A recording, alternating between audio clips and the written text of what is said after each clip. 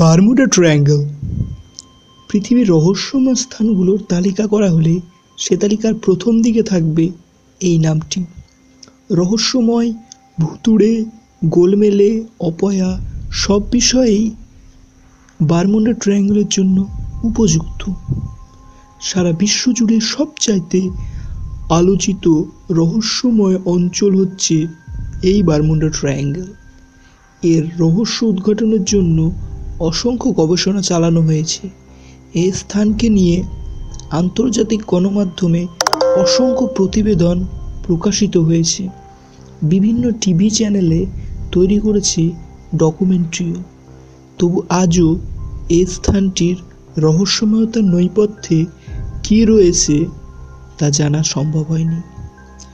Bermuda triangle এলাকাটি Atlantic মহাসাগরের একটি বিশেষ ত্রিভুজাকার অঞ্চল, যেখানে বেশ কিছু জাহাজ ও উড়োজাহাজ রহস্যজনকভাবে নিখোঁজ হয়ে গেছে চিরদিনের জন্য। কিন্তু সত্যিকার অর্থে বারমুডা ট্রায়াঙ্গলের ভৌগোলিক অবস্থান এখনও নির্দিষ্ট নয়। কেউ মনে করেন এর আকার ট্রাপিজয়েডের মতো, যা ছড়িয়ে রয়েছে স্ট্রেটস অফ ফ্লোরিডা, বাহামা এবং ক্যারিবিয়ান দ্বীপপুঞ্জ এবং ইস্যুর পূর্ব দিকের আটলান্টিক অঞ্চল জুড়ে। আবার কেউ কেউ এগুলোর সাথে মেক্সিকো উপসাগরকেও যুক্ত করে থাকেন। তবে লিখিত বর্ণনায় যে সকল অঞ্চলের ছবি ফুটে উঠেছে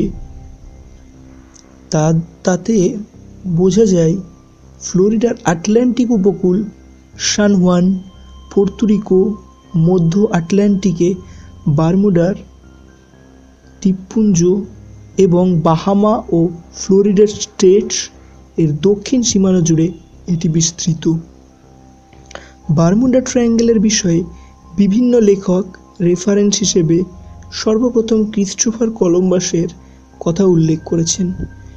কলম্বাস লিখেছিলেন যে তার জাহাজের নাবিকেরা এই অঞ্চলের দিগন্তে আলোর নাচানাচি এবং আকাশ ছোঁয়া দেখেছেন। এছাড়া তিনি এখানে কম্পাসের উল্টোপাল্টা দিক নির্দেশনার কথাও বর্ণনা করেছেন। এরপরে অসংখ্য ঘটনা বিশ্ববাসীর সামনে এসেছে বারমুডা ট্রায়াঙ্গলকে কেন্দ্র করে। 1945 সালের ডিসেম্বর মাস মার্কিন যুক্তরাষ্ট্রের 5টি যুদ্ধবিমান প্রশিক্ষণ নেবার জন্য উড্ডয়ন করে। কিছুক্ষণ পরে তারা সেই ভয়ঙ্কর বারমুডা ট্রায়াঙ্গলের কাছে চলে যায় এবং কেন্দ্রে মেসেজ দেয় যে তারা সেখানে তাদের সামনে আর কিছুই দেখতে পারছে না। যতদূর চোখ যাচ্ছে শুধুই কুয়াশা দেখছে। অদৃশ্য হবার শেষ মুহূর্তে তাদের শেষ কথা ছিল, আমাদের বাঁচাও, উদ্ধার করো এখান থেকে, আকাশের কুয়াশা আমাদের কোথায় যেন নিয়ে চলে যাচ্ছে। এরপর আর তাদের কাছ থেকে কোনো ধরনের মেসেজ পাওয়া যায়নি। পরবর্তীতে তাদের উদ্ধার করার জন্য একটি উদ্ধারকারী দল সেদিকে পাঠানো হয়, কিন্তু তাদেরকেও আর খুঁজে পাওয়া যায়নি। এর পরবর্তীতেই বারমুডা ট্রায়াঙ্গল আলোচনার কেন্দ্রবিন্দুতে পরিণত হয়। 1950 সালের সেপ্টেম্বর মাসের 16 তারিখে অ্যাসোসিয়েটেড প্রেসের এক প্রবন্ধে সাংবাদিক E.V.W. জোন্স বারমুডা ট্রায়াঙ্গলের অস্বাভাবিক ঘটনার কথা লিখে একে বিশ্ববাসীকে নজরে আনেন। 1952 সালে ফেট ম্যাগাজিনের জর্জ এক্স সান্ড লেখেন, sea mystery at our back ডোর।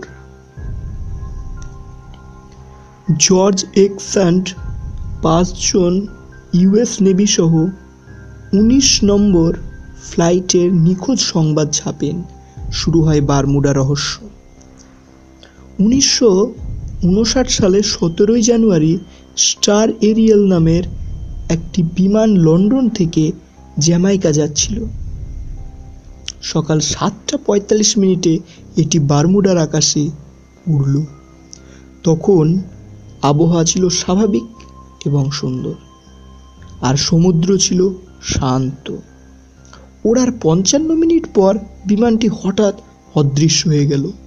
এ নিয়ে অনেক অনুসন্ধান হলো, কিন্তু সমুদ্রের কোথাও বিমানটির ধ্বংসাবশেষ আর খুঁজে পাওয়া গেল না। বিমানটি অদৃশ্য হয়েছিল 17 জানুয়ারির রাতে।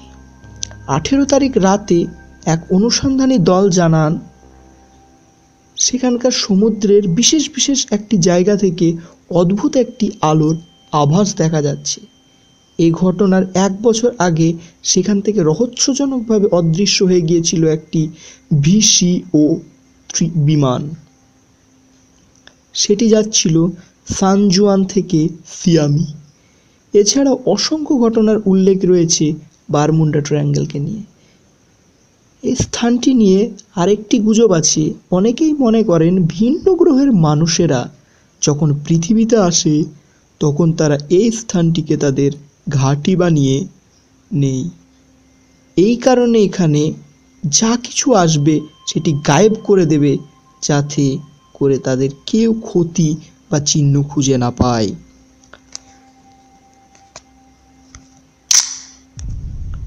এই অঞ্চলের রহস্যময়তার একটি দিক হলো কোনো জাহাজ এই ত্রিভুজ এলাকায় প্রবেশ করার কিছুক্ষণের মধ্যেই তা বেতার তরঙ্গ প্রেরণে অক্ষম হয়ে পড়ে এবং এর ফলে জাহাজটি উপকূলের সঙ্গে যোগাযোগ স্থাপনে ব্যর্থ হয়। একসময় তা দিক নির্ণয় করতে না পেরে রহস্যজনকভাবে অদৃশ্য হয়ে যায়। মার্কিন নেভির সূত্র অনুযায়ী গত 200 বছরে এই এলাকায় কমপক্ষে 50টি বাণিজ্যিক জাহাজ এবং 20টি বিমান চিরতরে অদৃশ্য হয়ে গেছে।